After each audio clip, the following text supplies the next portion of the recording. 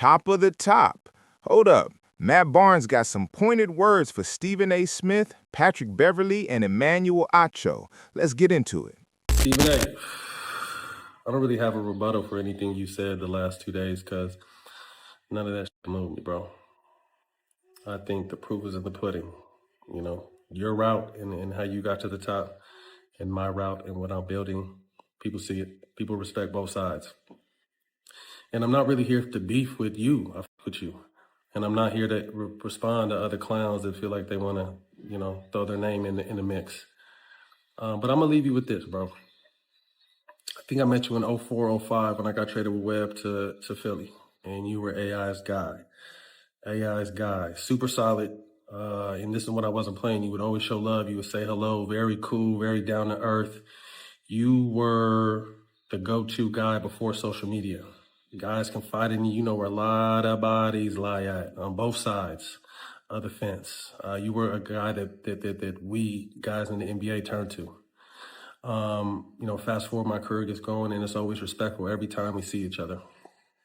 And then come to the end of my career, I'm jumping in the media space, sign a deal with ESPN, and you're open arms, open book, phone number, questions, whatever, show super love. So I never want to seem like I'm not appreciative of how you helped me in this space and how you helped a lot of athletes in this space. You've helped a ton of people, and you're at the top as far as this sport goes.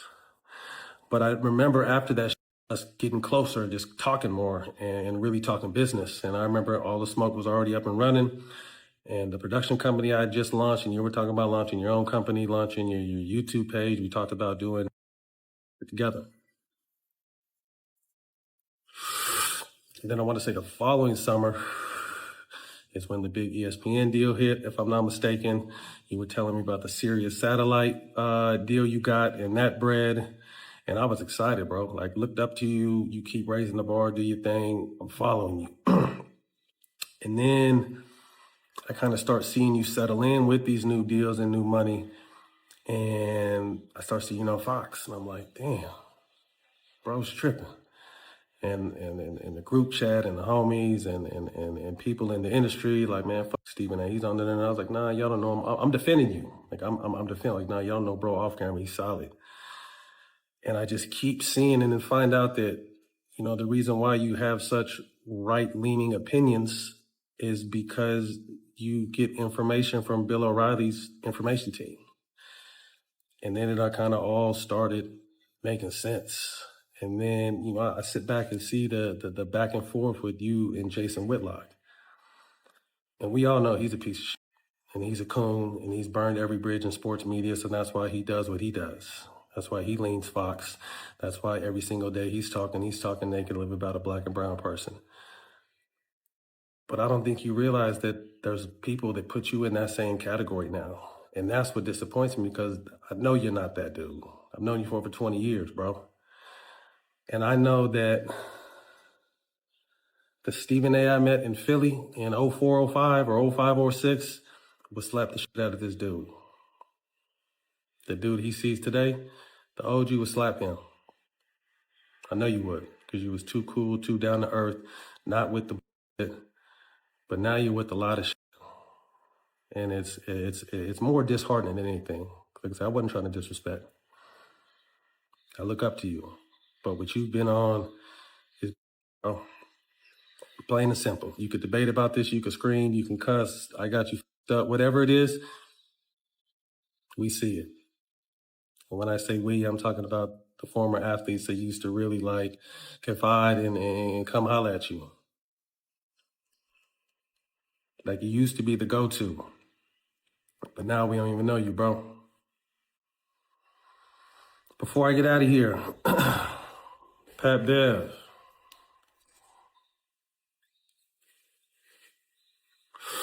I seen you with your legs crossed trying to get your numbers up today. And I want to say you mentioned Derek's name like 2 or 3, 4 times. I'm not sure how many times. You're not Derek. I'm going to say this once. I'm not your sister, bro. And you could take that right or left. And last but not least, Acho. If you don't shut your goofy cornball ass up, your own team don't even like you, bro. Your own team don't with you. And I ran you over during the football season with the short. So shut your goofy ass up, man. People don't respect anything you got to say. All right, y'all. Hold up. Being from Philly, I remember when Stephen A. Smith was closely tied in with Allen Iverson. Hey, I really had him plugged in back then. He came off like that cool, humble reporter, just grinding as a beat writer, looking happy just to be in the room. You could tell he had something to prove, but it wasn't coming from arrogance at all. And listen to this. Like Matt Barnes hinted at, over time you can clearly see the shift in tone. The energy changed, the attitude changed, and now he leaning more into that right-leaning messaging lane. It almost feels like talking down on your own can turn into profit, opening doors, getting bigger platforms, and making you look safe to a certain crowd. So yeah, I think Matt was spot on with that take. Now, whether Stephen A. gonna respond or not, we'll see. But this critique hitting different because it's coming from someone like Matt Barnes who's been around him since the early days. As for Patrick Beverly, he didn't really go deep on him, just briefly brought up Derek Fisher and made it clear Pat Bev ain't on that level. That situation was more personal anyway, so he didn't stay on it long. But hold up, he definitely took a moment to call out Emmanuel Acho, and yeah, he wasn't holding back. Man had around 30 career tackles, but talks like he a 12-time All-Pro and multi-time Super Bowl champ. You know the type. Loves hearing himself talk, always got something to say. Low-key, that energy comes off annoying, like he just stuck on his own voice. And you can even see it on his show with LaShawn McCoy. Shady be keeping it real, even when he trying not to go too hard. He'll make that face or subtly check him like, yeah, that ain't it. He don't want to mess up the vibe or their relationship, but you can tell when he think Acho on some nonsense. But yeah, that whole segment was low-key funny when Matt went in like that. Anyway, y'all, let me know your thoughts down below. It's your boy Dell, Second Take. Appreciate y'all tapping in. Till next time, we out. I'm not your sister, bro. And you could take that right or left. And last but not least, Acho. If you don't shut your goofy cornball ass up, your own team don't even like you, bro.